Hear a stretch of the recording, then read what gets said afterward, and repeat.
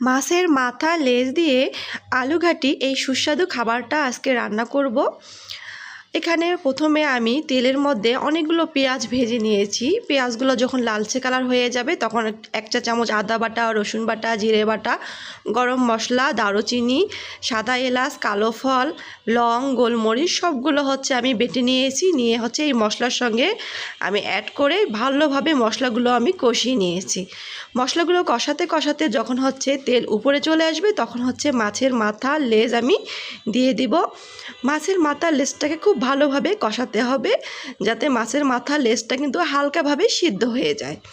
এইভাবে ভালোভাবে কষাতে কষাতে যখন একটু ভেঙে ভেঙে আসবে মাছের মাথা লেজগুলো, তখন এর মধ্যেই দিয়ে দিব আলু ঘাটি। এই আলুগুলো কিন্তু আমি সিদ্ধ করেছি, সিদ্ধ করে এভাবে মথে নিয়েছি। নেওয়ার পর সেই আলুগুলো আমি এই মাছের মাথার মধ্যেই দিয়ে দিলাম।